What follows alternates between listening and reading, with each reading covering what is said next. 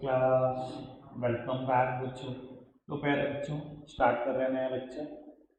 बहू, कल हमने एक नया चैप्टर स्टार्ट कर लिया था, कुछ चर्चा कर ली थी। एक बार फटाफट से मैं चर्चा को थोड़ा सा रिपीट कर देता हूँ ताकि बेटा आगे की चर्चा को उससे लिंक किया जा सके। ठीक है, वैसे कल का टॉपिक बीच में नहीं छूटना चाहिए था। मुझे लग रहा है मेहनत बढ़ गई मेरी। चलो खैर, क्या कर सकते हैं, देखते हैं। बहू, हमने एक टॉपिक स्टार्ट किया था, थोड़ी सी चर्चा इक्विलिब्रियम पर करनी शुरू कर दी थी। बेटा, जब आप 11th क्लास में थे, माइक्रो इकोनॉमिक्स पढ़ते थे, माइक्रो फैक्टर का डिस्कशन करते थे। एक सिंगल कंज्यूमर की बात थी, एक सिंगल प्रोड्यूसर की बात थी। वहाँ बेटा इक्विलिब्रियम कहाँ पर अचीव होता था? जहाँ डिमांड सप्लाई के बराबर हो जाए। बेटा, अब हम मैक्रो इकोनॉमिक्स की बात कर रहे हैं, मैक्रो फैक्टर्स की बात कर रहे हैं, ऑल इंडिया लेवल पे, ऑल वर्ल्ड लेवल पे बेटा बात इकोनॉमी की बात कर रहे हैं। यानी कि बेटा दुनिया के सारे कंज्यूमर की बात कर रहे हैं, दुनिया के सारे प्रोड्यूसर की बात कर रहे हैं। तो यहाँ इक्विलिब्रियम कहाँ चाहिए होगा? Where aggregate demand is equals to aggregate supply. ये बात याद आ रही है कल हमने की? बाबू, लेकिन क्या सिर्फ एक ही पॉइंट पर इक्विलिब्रियम मिलता है मैक्रो इकोनॉमिक्स में? नहीं बेटा, दो अलग अलग विषय हैं। ठीक है ना जी बाबू। ए डी सी प्लस आई के बराबर और A S C plus S. A S is equals to income. Income या तो कंज्यूम होती है या तो से। यानी कि बेटा यहाँ पर हमें इक्विलिब्रियम सिर्फ A D is equals to A S पे नहीं मिलेगा। बाबू, दो जगह पर मिल सकता है, या तो ए डी और ए एस बराबर हो या एस और आई बराबर हो। ठीक है ना, इसे हम बोल रहे थे A D A S approach, इसको हम बोल रहे थे एस आई अप्रोच। ठीक है जी। फिर बेटा मैंने ना एक शेड्यूल का डिस्कशन कर रखा है आपके साथ, ये कोई शेड्यूल है। ठीक है ना, ठीक, इस पर चर्चा को आगे बढ़ाएंगे। ठीक है जी। वैसे मैंने ए डी और ए एस का तो एनालिसिस कंप्लीट कर दिया था, मैं हल्का सा रिवाइज करा देता हूँ, फिर एस और आई के एनालिसिस को ढंग से देख लेते हैं। ठीक है बाबू, दोनों में से कोई भी अप्रोच आ जाए, ठीक है ना, शेड्यूल रिमेन्स द सेम। जो शुरू में मैटर लिखा है वो भी सेम। ठीक है, सिर्फ डायग्राम का अंतर रहेगा, बाकी कुछ नहीं। ठीक है, बाकी सब कुछ सेम रहेगा। बाबू, कर्व बना रहे थे हम। ठीक है ना, एक्स एक्सेस पे क्या लेते हैं हम बेटा? इनकम। वाई एक्सेस पे कंजम्पशन। पूरा नहीं लिख रहा, शॉर्टकट में लिख दिया मैंने। ठीक है, ए एस कर्व कैसा बनेगा? 45 डिग्री का एंगल क्रिएट करता हुआ। बाबू, 45 डिग्री का एंगल क्रिएट करता हुआ ए एस कर्व बनेगा।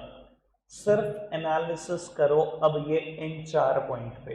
याद आ रही होगी वैसे आपको मेरी ये बात। बाबू, 4 पॉइंट देख रहे? चारों पॉइंट पे क्या हो रहा है? ए D is greater than S, दिखाई दे रहा है। फिर कहीं जाकर ए डी और ए एस ने एक दूसरे को इंटरसेक्ट कर दिया, और फिर कहीं जाकर बेटा ए D is less than S, दिखाई दे रहा है। अब बाबू, डायग्राम बनाओगे ऐसे मत कर देना कि यहीं से खींच दो। बाबू, यहाँ कोई 4 पॉइंट पूरे हो जाएंगे क्या? आपको सच में लगता है क्या? ठीक है ना, थोड़ा तरीके के साथ, वैसे तो थोड़ा और उधर होना चाहिए इसको एक्चुअली में। तो लाओ मैं और ठीक कर दूँ इसको, कुछ ऐसा होना चाहिए। बाबू, एक पॉइंट ये हो गया, दूसरा पॉइंट पे ये हो गया, तीसरा पॉइंट पे ये हो गया, चौथा पॉइंट पे ये हो गया, पांचवें पॉइंट में इंटरसेक्शन करा, और फिर देखो ए एस कर्व बड़ा हो गया ए डी से, दिखाई दे? कोई दिक्कत, कोई परेशानी तो नहीं बेटा? ये चारों point A D is greater than A S है ना? एनालिसिस याद है? अच्छा, अगर ए D is greater than A S हो, इकोनॉमी में एक्चुअली में ऐसा है।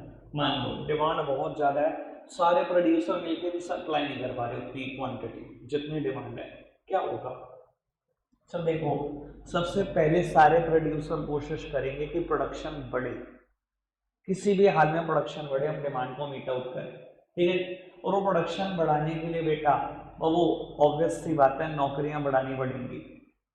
लोग आएंगे, मशीन चलाएंगे, लोग आएंगे, प्रोड्यूस करेंगे यूनिट, तभी तो मैं प्रोडक्शन बढ़ा सकते हो। प्रोडक्शन ऐसा तो बढ़ नहीं सर बिना एम्प्लॉयमेंट के। ठीक है जी। और वो अगर कुछ नहीं हुआ तो आफ्टर ऑल बेटा एक काम तो पक्का होगा, प्राइस बढ़ जाएंगे इकोनॉमी में, क्योंकि डिमांड बहुत ज़्यादा है और सप्लाई आप कर नहीं पा रहे।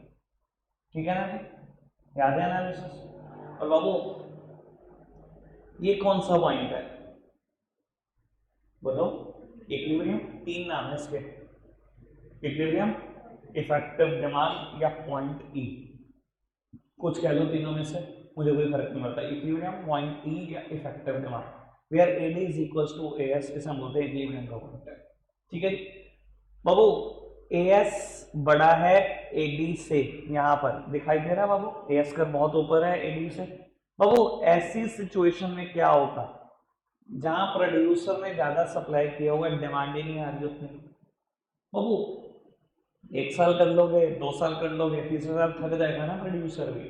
मैं आपको एग्जांपल दे रहा था, आपने 1 लाख क्वांटिटी बना दी प्रोड्यूसर्स ने, आपकी एक्सपेक्टेशन है कितनी डिमांड आएगी, डिमांड नहीं आई, डिमांड आई 60,000, 70,000, 80,000, 20,000 बच गई, 80,000 की डिमांड आई तो वो अगले साल फिर आपकी एक्सपेक्टेशन है कि लाख बनाता हूँ, पिछली बार 80 बिकी, इस बार तो लाख बिकेंगी, आपने फिर लाख बनाए, फिर 80 बिकी, फिर 20,000 बची, 40,000 बचे।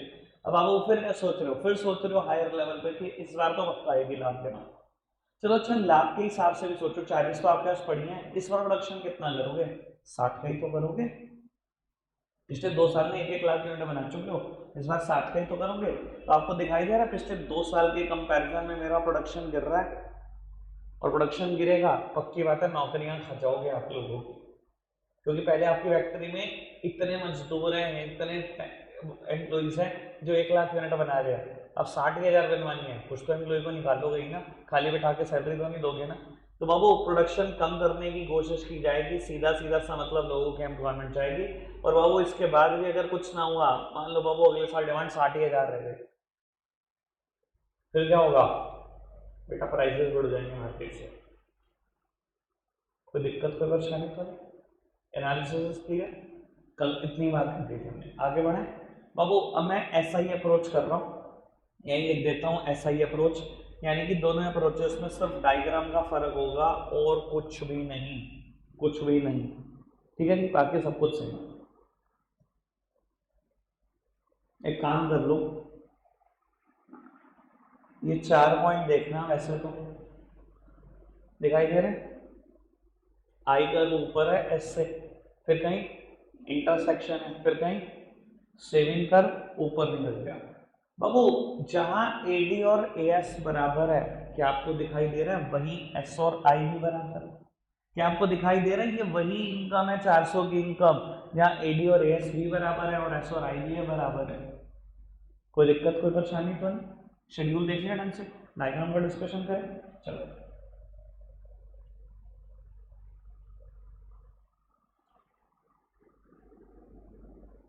लोग उत्तर सब सामने देखते रहेंगे।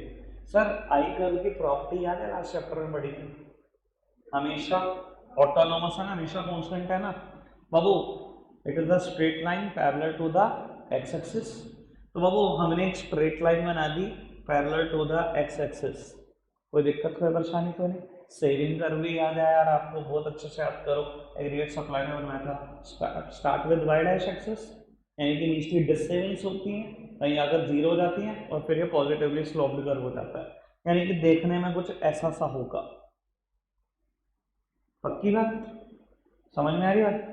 और बाबू देखो मैंने फ्री हैंड बनाया, आपको भी पता है, अगर मैं स्केल से बनाऊं तो ये दोनों पॉइंट एक ही लाइन में होंगे, आपको समझ जाना चाहिए क्यों एक ही लाइन में होने चाहिए, क्योंकि मैंने शेड्यूल पे इतना एनालिसिस कर दिया कि एक ही पॉइंट है, जहाँ एडी और एएस भी बराबर होते हैं और एस और आई भी बराबर होते हैं।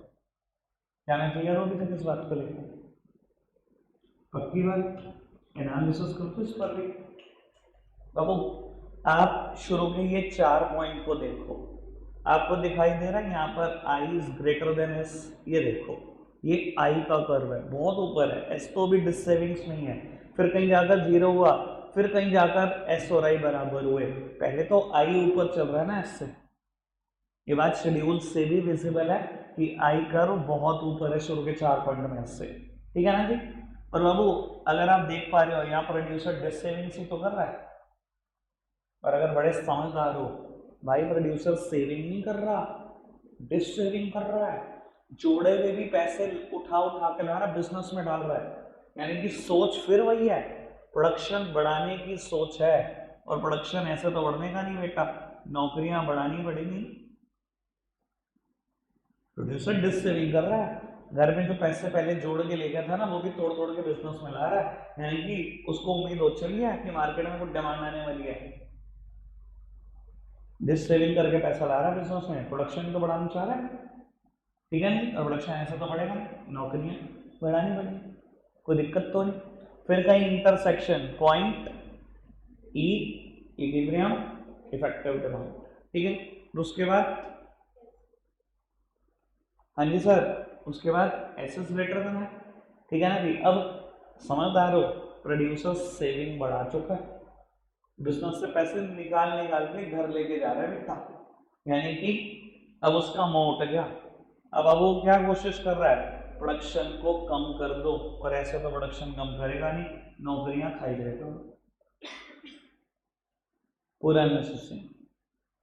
क्या फर्क है दोनों अप्रोचेस में, कुछ भी नहीं, ढेलने का भी फर्क नहीं, डायग्राम का फर्क है बस, सब कुछ सेम, सारा एनालिसिस सेम, ठीक है ना जी। इसलिए मैं कह रहा हूँ आज समय की बर्बादी होगी, जितना भी गया समय, कल 2 मिनट लगते, आज 11 लगे, नोट डाउन करो इसको, फटाफट से शेड्यूल कर बनाओ, आगे बढ़ाते हैं लोग होता है। और नेक्स्ट टॉपिक लिखना फटाफट से, मेरे साथ साथ पहले लिखते चलो, ठीक है जी, लिखना फटाफट से।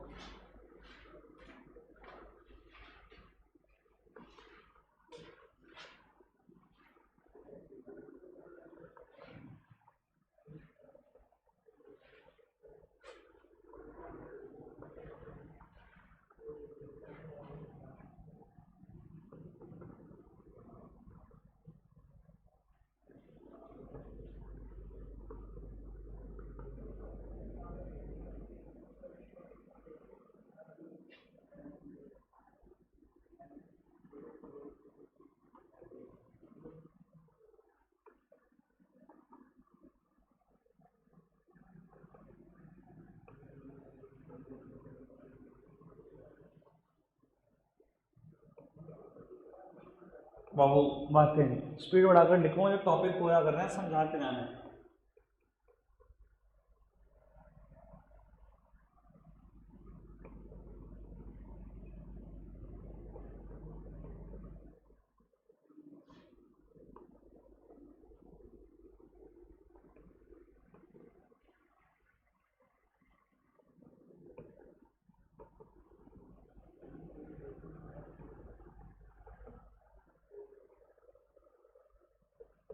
लो पहले इतना नोट डाउन करो।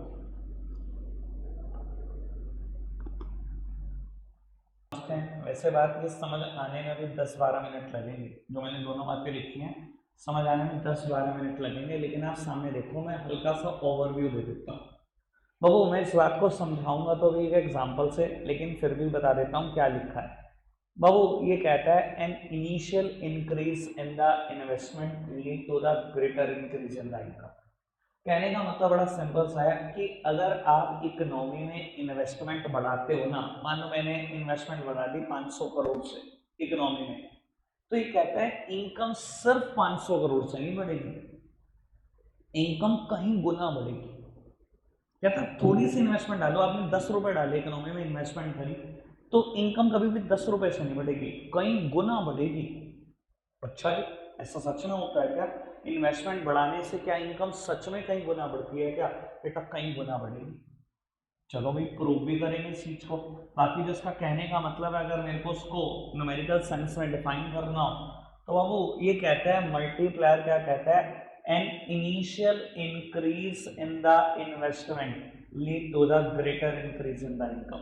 और वो मल्टीप्लायर को हम कैसे रिप्रेजेंट करते हैं, ये कहता है अगर इन्वेस्टमेंट कुछ भी रुपए से बढ़ी, तो इनकम सिर्फ उतने ही रुपए से नहीं बढ़ेगी जितने से इन्वेस्टमेंट बढ़ी, कई गुना बढ़ेगी। और बाबू इसी बात को एक और सेंस में भी लिख दिया मैंने, multiplier expresses the relationship between increase in income due to increase in the investment, ठीक है ना। यानी कि दोनों बातों का मतलब सेम है, ठीक है जी, ये मैटर बढ़ाने के लिए बस, क्लियर है बात, बस ये बात प्रूव करनी है मुझे, बाकी तो कोई दिक्कत नहीं, ठीक है जी। तो बाबू यहाँ से न्यूमेरिकल के ना फॉर्मूले रेडी होते चले जा रहे हैं।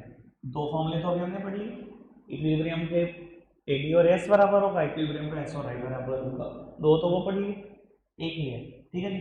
लेकिन इन्वेस्टमेंट मल्टीप्लायर का खाली एक फॉर्मूला नहीं है, 3 है, सब डेराइव करेंगे सब।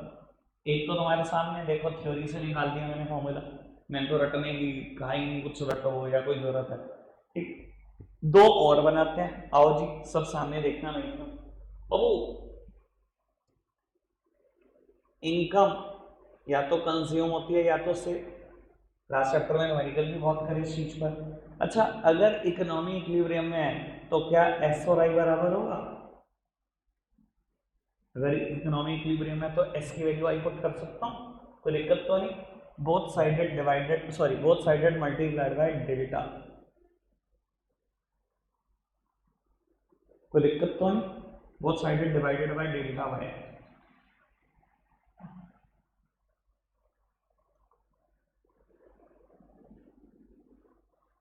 वन, ये किसका फॉर्मूला है? लास्ट चैप्टर में पढ़ा था। Very good, MPC. बाबू delta I upon delta Y कोई टर्म नहीं होती, but delta Y upon delta I K होता है। अभी ऊपर ये तो लिखा delta Y upon delta I, delta I upon delta Y कुछ नहीं होता। अगर मैं इसका ये, क्योंकि इसी टर्म का रेसिप्रोकल लिखा है, तो क्या मैं इसको ऐसे लिख सकता हूँ? इतनी मैथ्स तो सब जानते होंगे, वन बाय के तो लिख सकता हूँ, कोई दिक्कत तो नहीं। अगर एनपीसी उधर गया तो माइनस में जाएगा, one by K equals to one minus NPC, कोई दिक्कत तो नहीं। अब या तो कह दो कि मैंने क्रॉस मल्टीप्लाई करी, या कह दो दोबारा रेसिप्रोकल करा, जैसे आपको अच्छा लगे। रेसिप्रोकल कर दो, रेसिप्रोकल करूंगा, ये के का दूसरा फॉर्मूला है, तुम्हारे सामने डेरिवेशन करिए। इनकम या तो कंज्यूम होती है तो सेम, अगर इकोनॉमिक इक्विलिब्रियम में हो तो एस और आई बराबर होते हैं। बोथ साइडेड मल्टीप्लाई कर दिया डेल्टा से, डिवाइड कर दिया डेल्टा वाई से, फॉर्मूला बन गया, ठीक है। और वन माइनस एमपीसी भी तो किसी के बराबर होता है। के तीन फॉर्मूले हैं, तीनों डिराइव करते हैं। Delta Y upon delta, K is equals to one upon one minus MPC, K is equals to one upon MPS. कोई दिक्कत कोई परेशानी तो नहीं, बढ़ाएंगे आपको बाबू। अब लास्ट मुद्दा आज का, जिससे आप वो बात सीखोगे जो मैंने कहा था मैं प्रूव करने में 10-12 मिनट लगेंगे, कि कैसे अगर आप इन्वेस्टमेंट में थोड़ा सा इंक्रीज करो तो इनकम में कई गुना इंक्रीज होता है। ये बात प्रूव करते हैं, ठीक है, एक एग्जांपल से, ठीक है। तो बाबू इस टॉपिक का मैं नाम लिख रहा हूँ वर्किंग ऑफ अ मल्टीप्लायर। ये मल्टीप्लायर काम कैसे करता है? Working of a multiplier.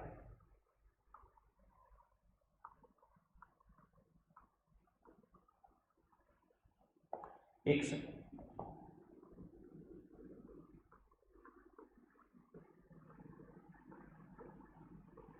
लो बेटा सामने देखना। मान लो बाबू आज सरकार ने ना, हमारी गवर्नमेंट ऑफ इंडिया ने एक हाईवे कंस्ट्रक्ट करा है, ठीक है, जिसके ऊपर सरकार ने खर्च कर दिए 100 करोड़ रुपए। मुझे एक बार बताओ, क्या चेंज इन इन्वेस्टमेंट 100 करोड़ है कि नहीं है? क्या मेरी इकोनॉमी को 100 करोड़ की इन्वेस्टमेंट मिली कि नहीं मिली? मिल गई सर, पक्की बात, समझ में आ रही बात? अच्छा एक बार बताओ, अगर सरकार इन्वेस्टमेंट करेगी तो बाबू कहीं ना कहीं किसी को तो पैसे मिलेंगे ना। देखो हमारी इकोनॉमी ना एक ही प्रिंसिपल पे काम करती है, कि एक इंसान का खर्चा दूसरे के लिए इनकम है। आपने मुझे फीस दी, आपका खर्चा मेरी इनकम, मैंने आकाश को पैसे दिए, मेरा खर्चा इसकी इनकम, इसने घर का राशन खरीदा, इसमें खर्चा, जिससे खरीदा उसकी इनकम, वो खर्चे का होलसेलर रेट देगा, उसका खर्चा, होलसेलर की इनकम, होलसेलर ने खर्चा मैन्युफैक्चरर को। सर मानते हो ये इकोनॉमी का साइकिल है, एक इंसान जो खर्चेगा वो दूसरे की इनकम है, पूरी इकोनॉमी में यही कहानी चलती रहती है। तो बाबू बड़ी सीधी सी बात है, 100 करोड़ रुपए जब सरकार ने हाईवे बनवाया तो किसी तो कॉन्ट्रैक्टर को पैसे दिए होंगे, क्या उसको 100 करोड़ रुपए इनकम मिली या नहीं मिली? बस ये बताओ फटाफट से, मानते हो? कोई दिक्कत कोई परेशानी तो नहीं? अब बाबू ये भी खर्चेगा और किसी को इनकम मिलेगी। बाबू 100 करोड़ रुपए खर्चे, इनकम है, प्रॉफिट थोड़ी है 100 के 100 करोड़ रुपए, हाईवे बनाने में 1 रुपया नहीं लगा। इसने भी तो कहीं ना कहीं कंस्ट्रक्शन मटेरियल मंगाया, इतनी सारी लेबर दिन रात लगा के रखी। मान लेते हैं, असम्पशन लेते हैं कि इकोनॉमी का एमपीसी 0.90, मतलब इकोनॉमी में कोई भी इंसान जितनी भी एडिशनल इनकम कमाता है उसका 90% खर्च कर देता है। ये तो बताता है किसी डेटा सी और डेटा है, अगर आपने कितनी इनकम कमाई उसमें से कितनी खर्च कर रहे हो, ये तो बताता है एनपीसी, मतलब इकोनॉमी का एनपीसी 0.90। तो इसने 100 करोड़ की इनकम कमाई है और वो कंस्ट्रक्शन मटेरियल मंगाया कहीं से, पैसे देने हैं, लेबर ने 365 दिन दिन रात काम किया, तब जाके वो हाईवे पूरा होता है, उनकी लेबर नहीं काटती कुछ। मान लो बेटा ये लेबर और कंस्ट्रक्शन मटीरियल का खर्चा 90 करोड़ है, 90%, मैंने माना ना इसका 90% खर्च हो गया। सर कॉन्ट्रैक्टर ने खर्च दिया, इसीलिए तो लेबर की इनकम हुई कि नहीं हुई, बताओ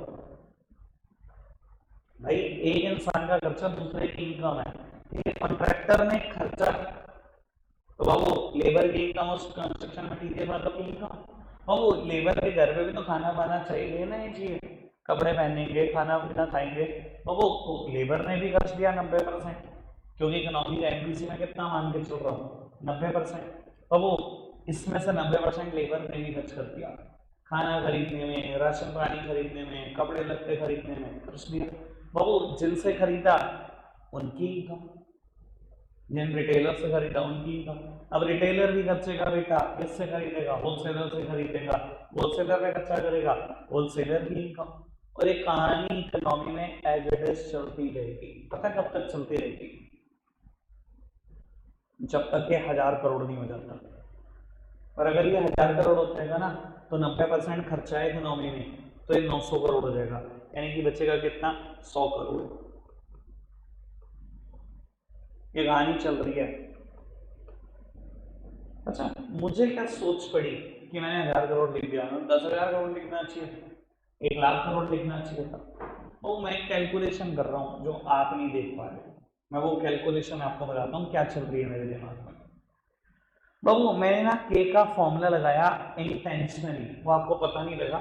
के का एक फॉर्मूला है जो अभी हमने डिराइव करा, K is equal to 1/1 minus MPC, अभी डिराइव करा। बाबू एमपीसी की वैल्यू देखना, मैंने क्या एज्यूम करी 0.90, यानी कि 1/0.10, यानी कि 10 टाइम्स। कितना आ गया के, कितना आ गया 10 टाइम्स आ गया ना, 10 टाइम्स। मैंने फिर के का दूसरा फॉर्मूला लगा दिया, del Y upon del I, ये 10 टाइम्स है del Y upon del I. Del I कितना लिया था मैंने, 100 करोड़। तो बाबू बात फिर घूम फिर के यही है कि कितना हो गया डेल्टा वाई, 1000 करोड़, यहाँ से। बाबू मैंने अभी आपको बोला था an initial increase in the investment lead to the greater increase in the income. अगर आपने इन्वेस्टमेंट 100 करोड़ से बढ़ाई है ना, और एक्चुअली में बात है, खुद सोच कर देखो, सरकार ने 100 करोड़ हाईवे पे खर्चे, सर सरकार ने सिर्फ एक आदमी को इनकम नहीं दी, वो भी खर्चेगा दूसरे की इनकम, वो भी खर्चेगा दूसरे की इनकम, वो भी खर्चेगा दूसरे की इनकम। सर एक्चुअली में ऐसा होता है, आप इकोनॉमी में 100 करोड़ डालते हो इन्वेस्टमेंट के तौर पर, इनकम सिर्फ 100 करोड़ नहीं होती, इनकम कई गुना होती है। और एक टोटल बात डिपेंड करती है एक ही चीज पर, वो ये है,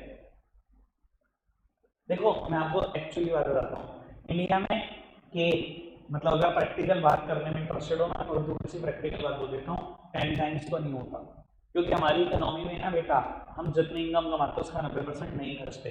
इंडियंस थोड़े से सेवर्स हैं, इंडियंस आज भी सेविंग करते हैं, ठीक है ना। हमारा देश को यूएस से नहीं है बेटा, जहाँ जितना आएगा सब उड़ा देंगे, हम छोड़ते हैं, हमें आज भी आदत है, हम बहुत सेविंग करने में विश्वास रखते हैं। हमारे एमपीसी ना 60-70% के आसपास रहता है, और अगर 60-70% के आसपास रहता है ना, तो बाबू ये भी ना 6 और 7 टाइम्स ही रहता है। एक्चुअल बात कर रहा हूँ, बिल्कुल एक्चुअल बात आपसे, ये जो टॉपिक है ना, ये रियलिटी से दूर नहीं है, रियलिटी के बहुत पास है। यानी कि अगर आप 100 करोड़ खर्चोगे ना इकोनॉमिक इन्वेस्टमेंट के तौर पे, तो 600-700 करोड़ इनकम बन जाएगी उसकी, ठीक है ना। इंडियन इकोनॉमी का एमपीसी 0.9 नहीं है, ये सारी दुनिया जानती है, ठीक है जी। क्या छोड़ो, प्रैक्टिकल बात से थोड़ा दूर हटो। क्या मैंने बताया आपको कि an initial increase in the investment lead to the greater increase in the income, यानी कि हम जितनी इन्वेस्टमेंट करेंगे खाली उतनी ही इनकम जनरेट नहीं होगी बेटा, इनकम कई गुना जनरेट होगी, क्लियर है बात। और ये समझ में आ रहा है कि वो इनकम कितनी जनरेट होगी डिपेंड सिर्फ एक ही चीज पे करता है, वो एमपीसी है, पक्का से। अब वो दोनों बातें प्रूव हो गई, कुछ रटा तो नहीं, हम वो जो दोनों बातें रटी थी हो गया काम खत्म, पक्का से। चलो लिख लो बेटा, रख रहे हैं हम आज के लिए इतना ही है, ठीक है ना, इसे नोट डाउन करो, रेस्ट कर लो, बाय बाय।